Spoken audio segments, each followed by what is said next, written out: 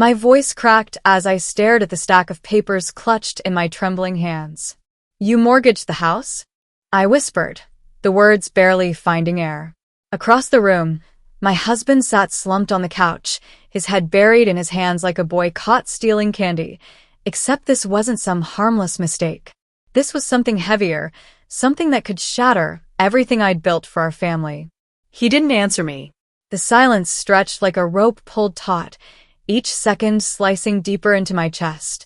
I pressed my palm harder against the documents, as if squeezing them tighter might make the truth vanish. But the bold black letters still mocked me.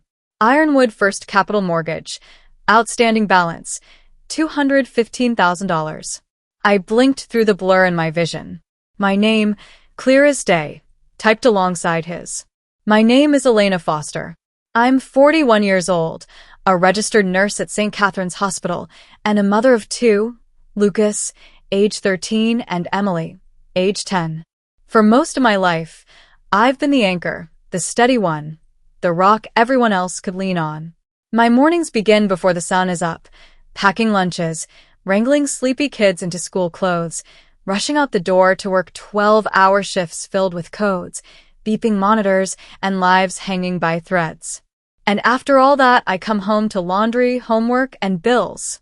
But this was something I wasn't prepared for. For 16 years, I believed my marriage to Daniel was built on trust. We weren't perfect. We fought about little things, like how he never folded the laundry the right way or how he let the mail pile up until it spilled across the kitchen counter, but I thought we were partners. He handled the bigger picture stuff like taxes and insurance while I managed the day-to-day. I never thought to question him. Never imagined he'd hide something like this. Until tonight. It all started 3 days ago, when I found a letter buried in a pile of unopened envelopes near the toaster. I'd been wiping down the counters after dinner, muttering under my breath about Daniel's chronic procrastination. Normally, I tossed most of his clutter into a drawer, but something about this envelope caught my eye. The embossed logo in the corner, Ironwood First Capital Mortgage, made my stomach twist. I ripped it open. The words inside were a punch to the gut. Our home, the red brick colonial with the white shutters and the creaky porch swing, the house where Lucas learned to ride his bike in the driveway, where Emily painted her bedroom walls lavender, was collateral for a loan I didn't even know existed. At first, I convinced myself it had to be a mistake. A typo. Some scam. Daniel could never. But as I scanned the details, account numbers, balances, signatures, my chest tightened. No mistake. He had done this. And he hadn't told me. By the time I confronted him, my heart was pounding so hard I could hear it echo in my ears. Daniel, I said now, my voice sharper, my hands shaking as I shoved the papers toward him. Tell me this isn't real. He didn't look up. Didn't move. Daniel. My voice broke into a cry. Finally, he muttered. It's not what you think. His words were low, barely audible. Then tell me what it is. I snapped, my throat burning. Because from where I'm standing, it looks like you mortgaged our house behind my back. Do you have any idea what this means? For me? For the kids? Do you even care? He exhaled a long, shaky breath before lifting his eyes to me. They were bloodshot, haunted. I didn't have a choice, Lena. I was in a tight spot. A tight spot. The words made me freeze. My chest filled with dread. What kind of tight spot? My voice dropped to a whisper. Daniel, is it the gambling? He flinched. And that was all the confirmation I needed. Years ago, when Lucas was still in diapers and Emily was a baby, I caught him pouring money into online betting. College basketball, horse races, even late-night poker games. He lost more than we could afford. I found out when a credit card bill came in 3 times higher than usual. He swore it was a one-time mistake, promised he'd never do it again. I forgave him. Because that's what you do when you love someone, you believe them. But this wasn't a credit card bill. This was our house. Our lives. How much? I asked, though I already feared the answer. Daniel's gaze dropped to the floor. Around 120,000. I nearly dropped the papers. 120, my breath caught. Are you out of your mind? That's our kid's future. What happens if we lose this house, Daniel? Where do we go? What do I tell Lucas and Emily? He reached out for me, desperation in his voice. I didn't mean for it to go this far. I swear, I was going to fix it before you ever found out. I jerked back, avoiding his hand. My body trembled with anger and heartbreak. Fix it? Fix it? You've been hiding this for months, maybe years. Do you really think a couple of lucky bets will magically erase this? His silence was answer enough. That night, I couldn't sleep. I lay awake in the dark while Daniel dozed restlessly on the couch. My mind spun like a storm, rage, fear, betrayal colliding inside me. The mortgage wasn't just about money. It was about trust. He had gambled away not only our finances, but the very foundation of our marriage. I thought about Lucas, who had a science fair coming up, about Emily, practicing for her soccer tournament, about how I would shield them from this nightmare. And as the first light of dawn crept through the blinds, I knew I couldn't wait for Daniel to fix this. He'd already broken too much. I had to take control for my sake and for my children. The days after discovering the mortgage passed like a fog I couldn't escape. Every sound in the house felt louder. The creak of the stairs, the hum of the refrigerator, the slam of a cupboard. Everything seemed to carry the weight of the truth I was now carrying alone. Daniel and I barely spoke. When we did, it was clipped sentences about dinner or who would pick up Emily from soccer practice. Our marriage had shrunk to a business partnership, if businesses were drowning in debt and betrayal. Every time I looked at him, I saw not the man I'd married, but the man who had mortgaged our children's security. The man who thought he could gamble his way out of a disaster. The man who lied. Lucas and Emily didn't notice at first. Lucas was too buried in his science project, tinkering with a solar-powered car kit at the dining room table every night. Emily was laser-focused on her tournament, begging me to film her kicks in the backyard so she could fix her form. But children always sense more than we give them credit for. They notice the quiet dinners, the way their dads seemed distracted, the way my smile faltered when I thought no one was looking. One evening, after the kids went to bed, I broke the silence. I stood at the kitchen counter, towel in my hands, staring at the sink full of dishes. My voice came out low, firm. We can't keep doing this, Daniel. He rubbed his face with his palms, exhaustion dripping from his posture. I told you, Lena. I'm handling it. No, you're not. My voice cracked as I slammed the towel down. You've been handling it for months, maybe longer. Look where we are. If you were handling it, we wouldn't be standing on the edge of losing our home. His face twisted with frustration. What do you want me to do? Quit my job? Sell my car? I'm doing the best I can. Your best isn't good enough. The words burned as they left my mouth. Do you even understand what you've done? You didn't just gamble away money. You gambled away trust. You gambled with our kids' future. For a moment, I thought he might shout back. His jaw was tight, his fists clenched at his sides. But then, without another word, he turned and walked out of the room, leaving me with the echo of my own heartbeat. The next morning, I called Rachel Morgan, my closest friend. Rachel had been my rock since nursing school, the person who could make me laugh even on the worst shifts. She answered on the second ring. Come over, she said immediately, her voice steady but firm. Now. Her apartment was everything my house wasn't, tidy, minimalist, and quiet. She pressed a steaming mug of chamomile tea into my hands as I collapsed onto her couch. Start from the beginning, she said. And I did. The letter, the mortgage, the gambling, the silence. By the time I finished, my tea had gone cold. Rachel sat staring at me, her eyes wide with disbelief and fury. That absolute idiot, she muttered. Elena, you can't let him drag you down with him. You need to protect yourself and the kids. My throat tightened. How? I don't even know where to start. I feel like I'm drowning. Rachel leaned forward, her expression softening. First things first, you need a lawyer. Someone who knows how to handle this. I'll give you the number of Jennifer Lawson. She's the best. She helped my cousin during her divorce, and believe me, she doesn't play around. Meeting Jennifer Lawson felt like finding a life raft in a storm. Her office was warm, lined with framed diplomas and soft chairs that smelled faintly of lavender. She listened without interruption as I poured out the whole story, my voice breaking in places I hadn't expected. When I finally fell silent, Jennifer folded her hands on her desk. "You're not the first person I've seen in this position, Elena. And you won't be the last. The good news is, there are steps we can take to protect you and your children." Her words were calm, confident, like a hand steadying me on shaky ground. "Like what?" I asked, clutching my bag.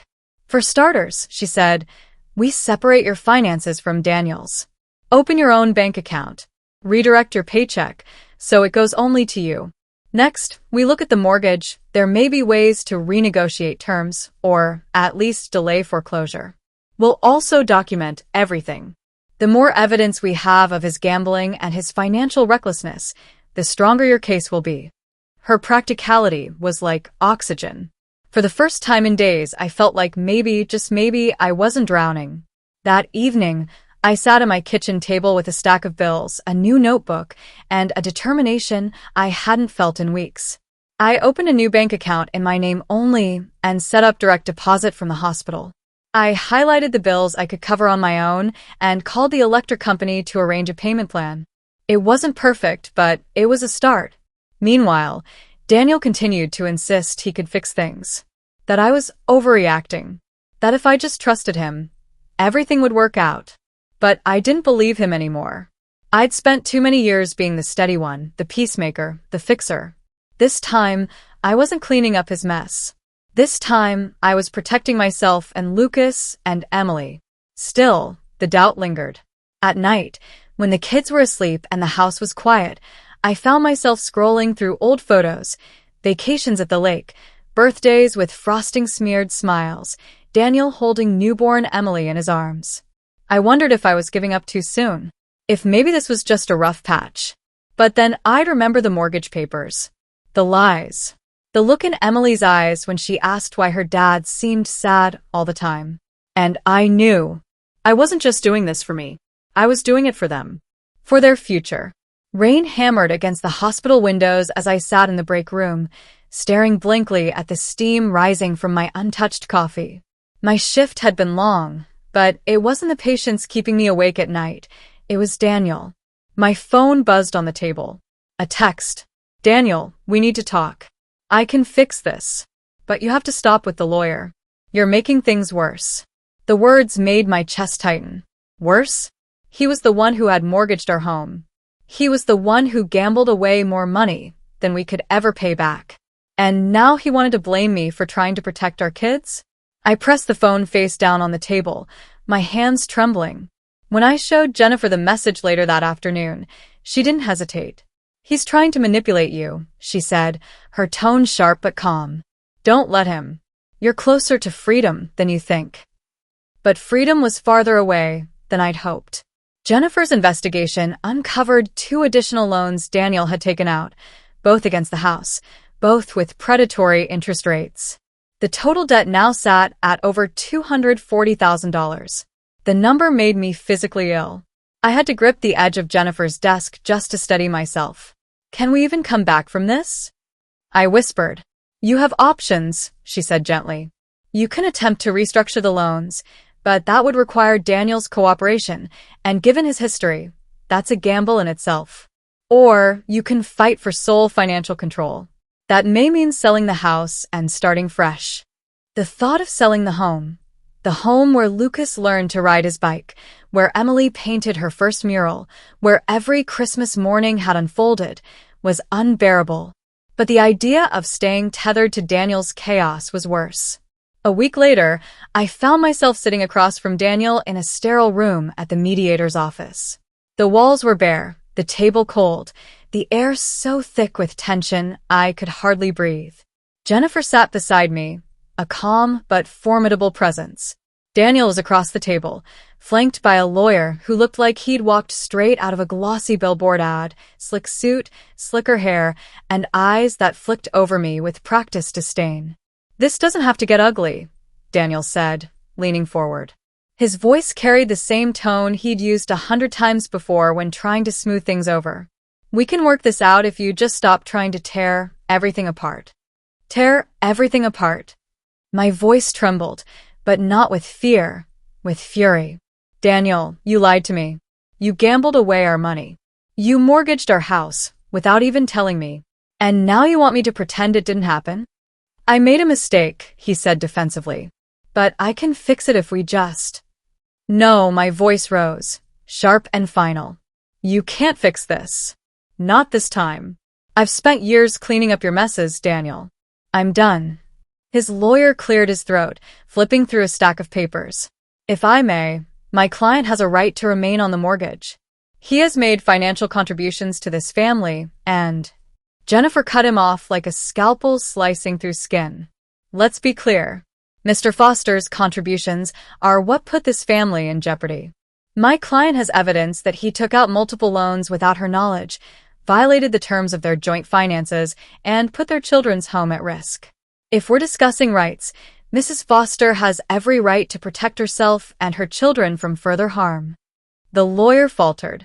Daniel, on the other hand, looked furious, his cheeks flushed red.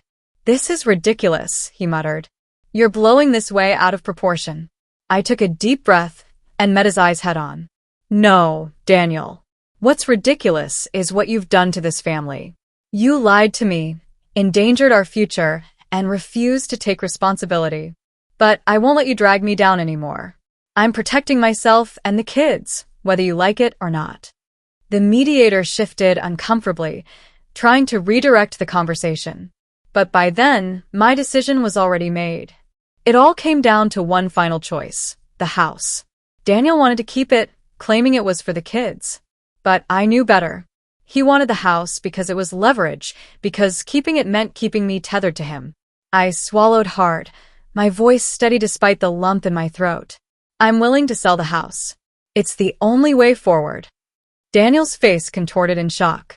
You're seriously going to sell the kids' home? After everything? Yes. I said it simply, without hesitation. Because what matters isn't the house. It's their future. And I won't let you jeopardize that anymore. The rest of the session blurred into paperwork and legal jargon. By the end, I felt like I'd run a marathon, my body heavy with exhaustion. But as I stepped out of that sterile room into the fresh evening air, the weight that had been pressing on my chest for weeks lifted, if only a little. For the first time in years, I wasn't waiting for Daniel to fix things. I was building a future without him. The victory wasn't flashy. There was no applause, no triumphant music swelling in the background.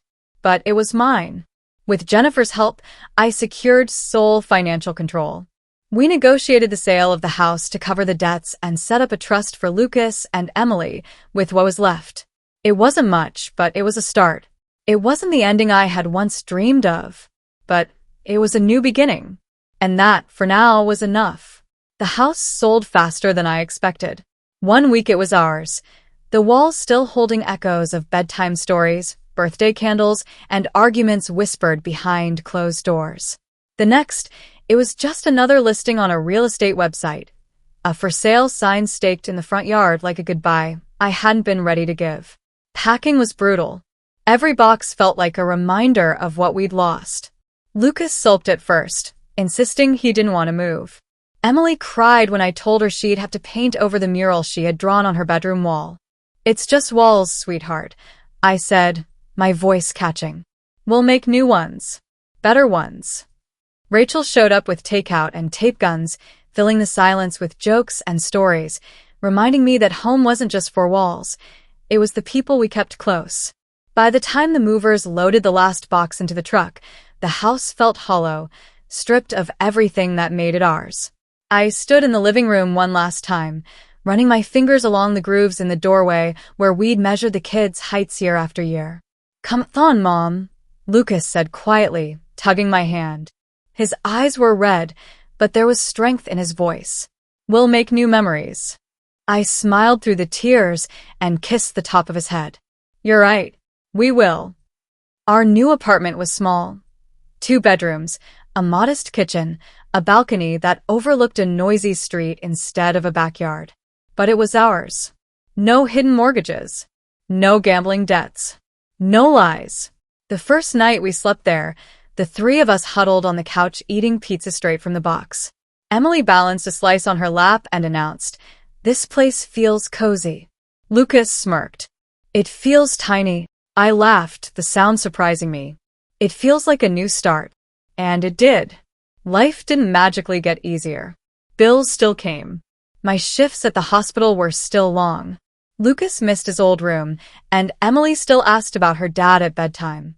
But slowly, we found a rhythm. Mornings were filled with the smell of coffee and the sound of Emily practicing soccer drills in the hallway. Evenings were spent helping Lucas with his science projects at the kitchen table, our notebooks and textbooks piled high beside the dinner plates. Weekends became adventures, exploring new parks, visiting the library, even just watching movies together with popcorn and blankets. For the first time in years, the weight in my chest wasn't dread. It was hope. Daniel showed up once. It was a gray Saturday morning, the kind where the clouds hang low and the air feels heavy. I was folding laundry when the knock came.